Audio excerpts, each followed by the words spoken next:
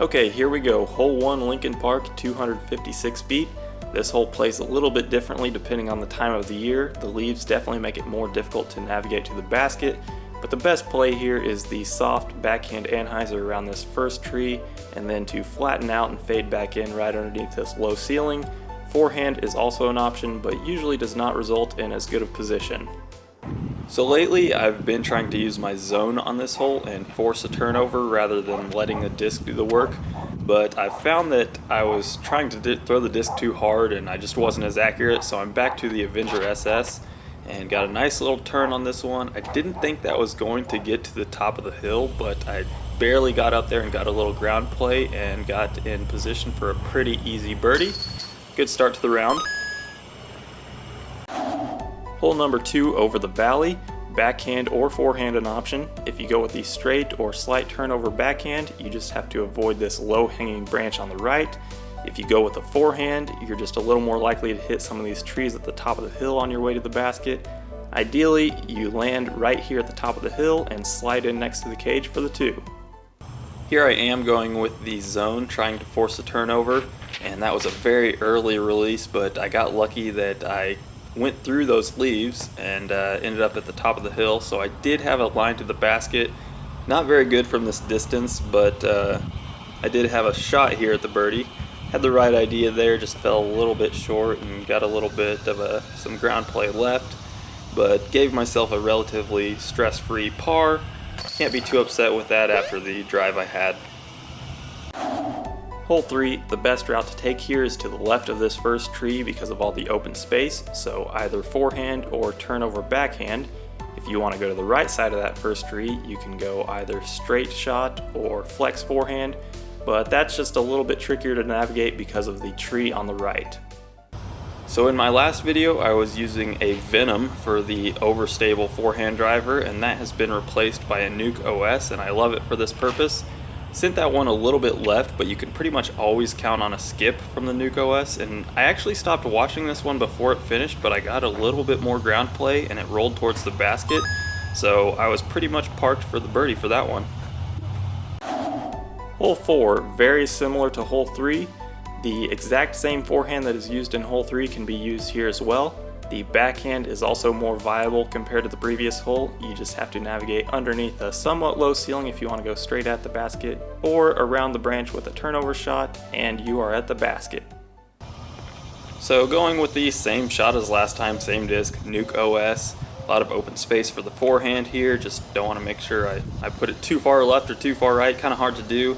So just put it out there and count on the skip from the Nuke OS, which I do get the skip here.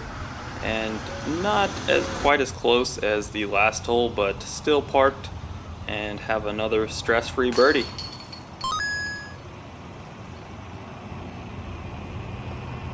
Hole 5, you do have a straight shot to the basket here. If you go backhand, you really want to put a little turnover on it to stay away from this first tree on the right. Hyzer forehand or backhand are also options, but those just bring the trees into play a little more.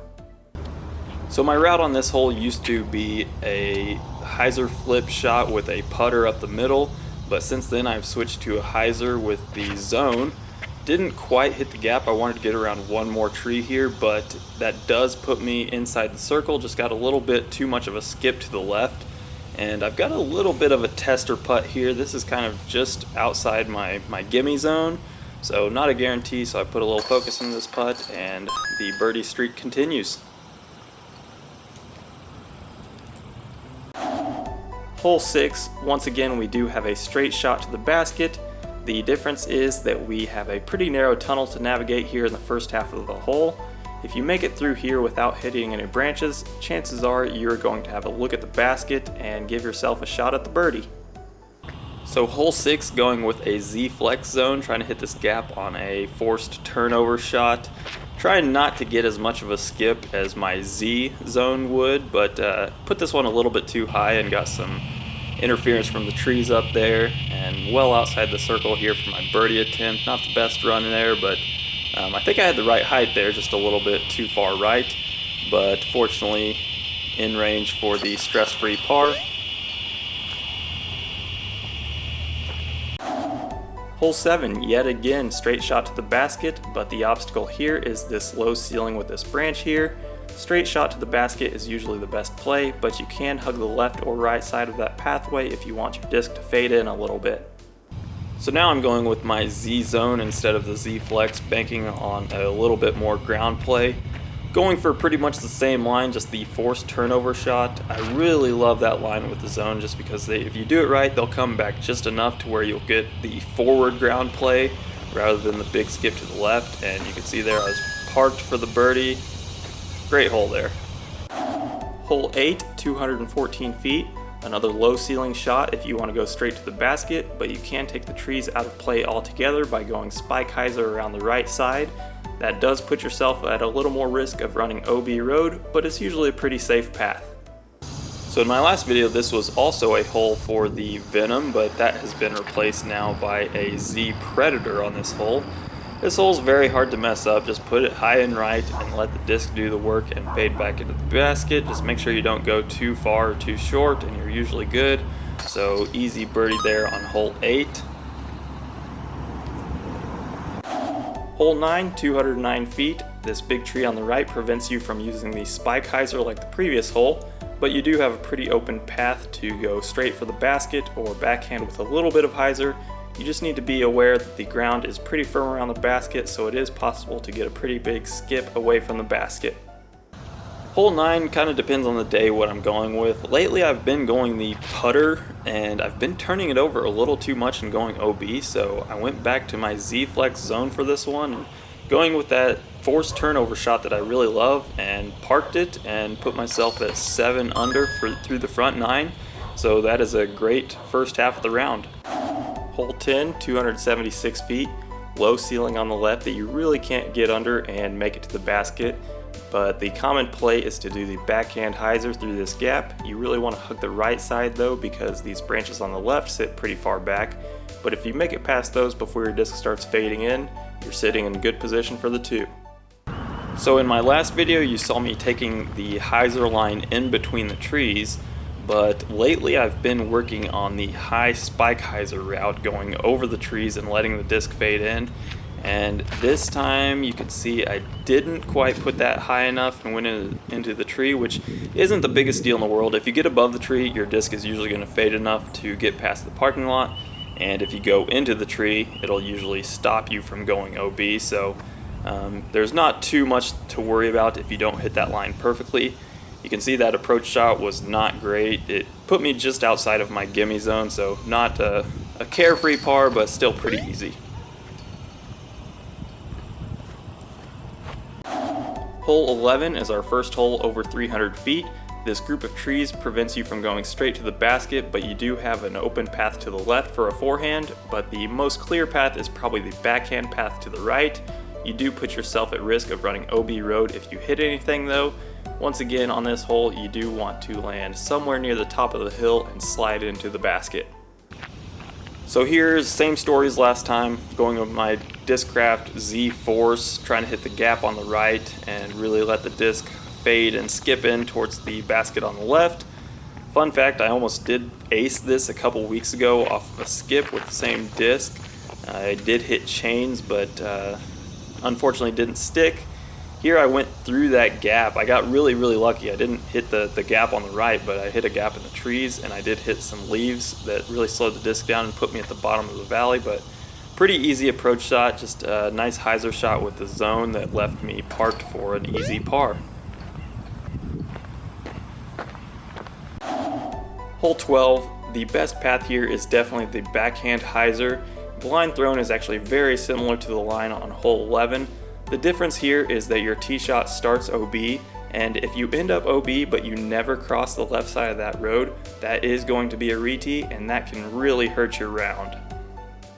So here, hole 12, also the same story as last video. I'm going with my Z Force, going for a nice hyzer shot, and kept this one a little bit lower than I would have liked, and it was pushing forward longer than I would have liked as well. Got a little more ground play than I was hoping, and ended up past this tree. Didn't have an obstructed path to the basket, but as you can see there, pretty crappy attempt at the putt. And easy par though, but that's 3 straight pars, and I do need 5 down on the back 9 to beat my PB of 11 down. Hole 13, a couple different paths you can take here. The drone is taking the left path, which you can take with a little bit of a flex forehand shot. You just want to make sure you get far enough to get past these branches before your disc starts fading. You can also go backhand hyzer and hit some gaps and have your disc fade and skip in towards the basket. Hole 13, I've got a crystal nuke in my hands right now. I'm trying to hit that line to the right of the basket and let the disc fade and skip in. And as you can see here, I hug that right side pretty much as close as you possibly can. I was pretty fortunate that I didn't hit anything, and just due to the nature of that line, it's hard to go long on that, but I did go long past this tree to the right of the basket and did leave myself with an obstructed putt here. But knowing that hole 14 is coming up and it's going to be tough to birdie, I knew this was one of the putts that I needed to birdie to keep my PB attempt alive. Hole 14, Mando tree on the immediate right. This is the longest and definitely the most difficult birdie of the course. There are a few different options here. One is the forehand if you can keep it low enough and still get all the distance you need. Another option is the long backhand turnover, but it needs to be turning the entire way pretty much. And the third option is a backhand roller. So last round you saw me attempting the roller on this hole, and I'm doing the same here. I've been working on the roller a lot, and it's so helpful implementing it in your game. And here I put it on the right line. That's about right, but on this day I had a little bit of a right to left wind that kept pushing it left, and I didn't go all the way down the hill, but I did go a little bit down, so got a little bit of an anhyzer putt here that I need to go for, and put it at the right height, but just a little bit too much ante, and not the biggest deal in the world getting a par here. That roller has helped me be more consistent, but a birdie here is a bonus birdie. Hole 15, very slight tee pad shift to the left that does happen to open up the possibility of a forehand throw. If you go backhand, you still need to make it through this same early tunnel, and you just want to throw it with a little more hyzer to where you can fade into the basket a little more, but as long as you make it through that tunnel, you're probably sitting in a good place.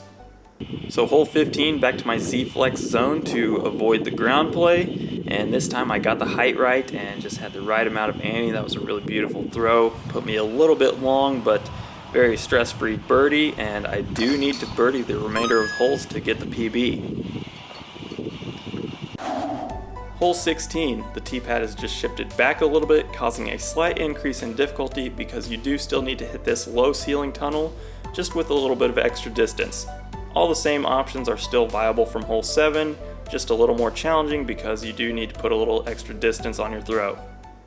So hole 16, I think I said this last time, this extended tee box puts me just outside of my comfort zone with the zone, so I'm going with a newer Z Stalker, something that has a little more stability than my older Z Stalker, and had a really good flight on that, just sent it a little bit right. Fortunately I didn't hit anything, and I did put myself with a very obstructed putt here. I had to straddle way out and still get a little bit of hyzer on this putt, but I knew my PB round was hinging on this putt right here, and this one felt really good making that, knowing that my PB round was still alive. Hole 17, teeing off from the sidewalk.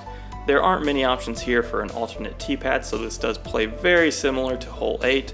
The high backhand hyzer spike is still definitely the most clear path to the basket. So hole 17, going with the same disc, Z Predator, pretty much the same line as well, just going to high right, spike hyzer. And it's an easy shot, but knowing that I've got the pressure of having to birdie this does add a little bit of difficulty to the hole. So sent it high right, and you can see the finish there. Sent it a little bit long and a little bit right, but put myself pretty close to the basket. Definitely putting all my focus into this still. Don't want to have a little mishap here and miss a putt that I should make. So only one birdie to go now to get a new PB.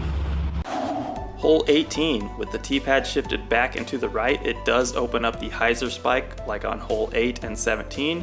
Although there's a lot of open space up that way, you do put yourself at risk of going OB, which will be a re-tee if you never come in bounds. So hole 18, this is a shot that I'm pretty comfortable with. It is a little bit further than the previous hole, so I disc up a little bit to the Force instead of the Predator. put this one a little bit close to the tree, but not really in danger there, and I figured this was going to be a good shot after seeing it get past the tree. Got a nice fade in there to the basket, and it feels good to have a very stress-free putt for the birdie and finish at 12 down, one stroke better than my previous best.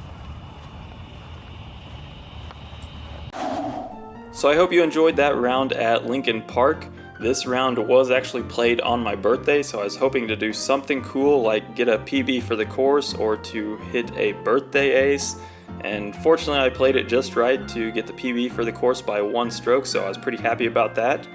I do have plans to show you our other course in town in Pittsburg, Kansas. It's called Schlanger Park, as well as an alternate layout for Schlanger Park that I've created that's a little more challenging. So stay tuned for those videos eventually, and I'll see you in the next video.